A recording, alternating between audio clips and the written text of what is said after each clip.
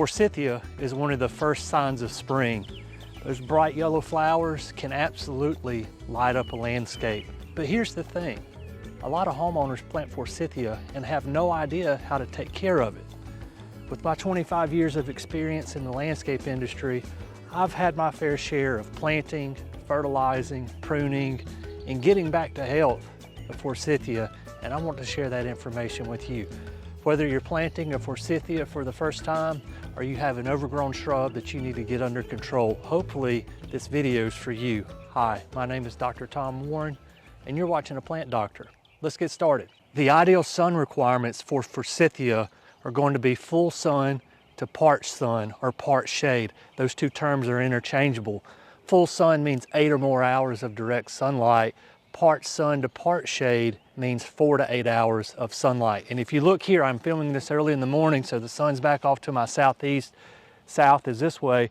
These will be in full sun about lunchtime, and then they'll get some shade again in the evening. They're getting that 4 to 6 hour window of sun, and you can see how well these are flowering. So the first thing I want you to look for when planting a Forsythia or trying to figure out what's going on with your Forsythia is look at the amount of light it's getting. Make sure it's getting a minimal of 4 hours of direct light every day. Perhaps the biggest mistake homeowners make with their Forsythia is pruning their Forsythia. When to prune and how to prune. You want to prune your Forsythia after it's flowering in late winter, early spring. Right now it's March the 1st. These will bloom for another 2 or 3 weeks, getting us into mid to late March. I have April, May, and into June that is the ideal time to prune these Forsythia. We get into July, August, especially September, I'm really pushing my luck here because Forsythia is going to set its flower buds on the previous year's wood, meaning that the flowers that you're seeing now, those buds were there this past fall. They lay dormant on the bush all winter long, and they're just now opening up. So now that we know when to prune, how should you prune? What I do not want you doing is shearing these with a pair of head shears. To me, they don't look right when you do that. These flowers, you don't get these tall spikes like you see here. Instead, if you want a shrub that has a cane type growth habit like you see here, use a pair of bypass pruners, hand snips, find the tallest cane. So we call these branches canes. And just simply go down into the canopy and remove a single cane.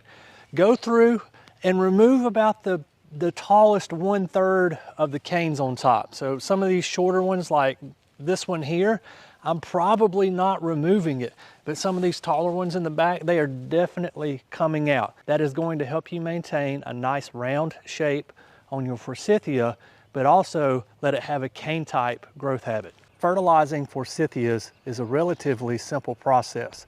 I prefer to fertilize Forsythias as they're flowering with an organic fertilizer.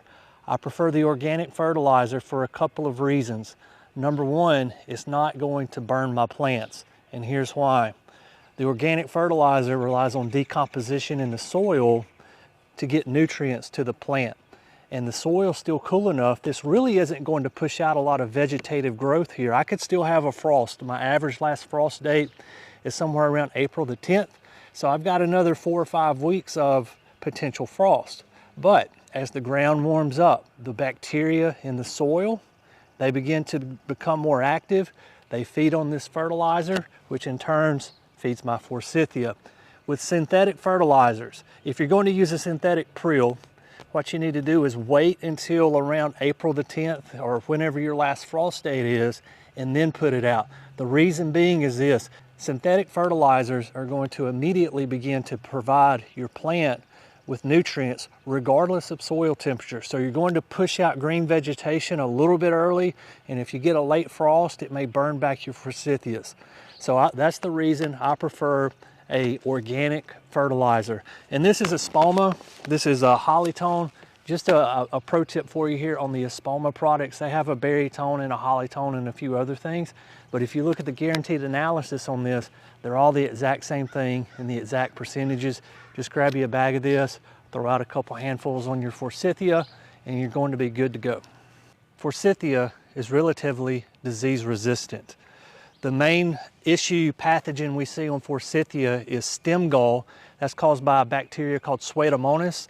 If you see a gall that looks like a bulged up wart on a stem, you can simply cut below that area and remove it. When you do so, make sure to clean your pruners off with rubbing alcohol, because you don't want to go around and spread those pathogens around. Other than that, it's rare to see Forsythia with any disease or insect issues. Forsythia are relatively drought resistant, especially once mature. The first year or two that you're growing a Forsythia, you've just planted a Forsythia, it's not established in the native soil. You will need to water that Forsythia, keep the ground moist around it, but once established, those roots are in the ground. These Forsythia in the very back here, they never get any irrigation. Maybe if we have a period in the middle of the summer where it doesn't rain for 3 or 4 weeks, come out here, soak them, but other than that, these are extremely drought tolerant. So if you have a location that's full sun to part shade and you're wanting some early fall color, but you don't want to have to water it a whole lot, consider Forsythia. A few other issues that you need to be aware of with Forsythia mainly revolves around some other living organisms. We'll start with birds.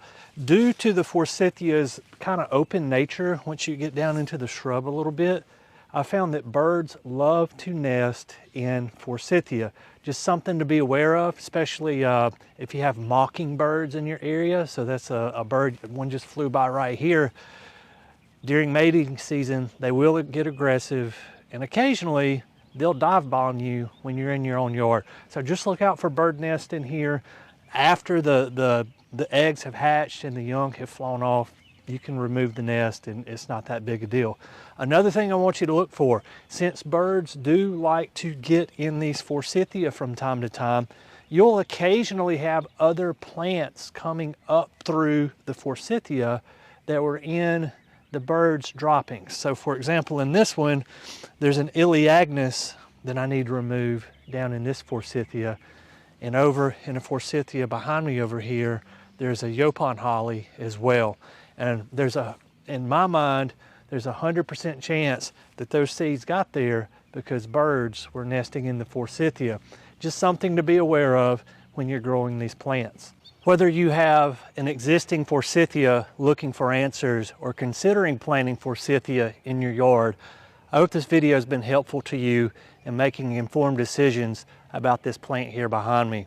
If you have a tip, trick, or hack that you use on your Forsythia that we did not discuss in this film, please leave those down in the comments below. Here on the channel, I like to think of us as a community of learners.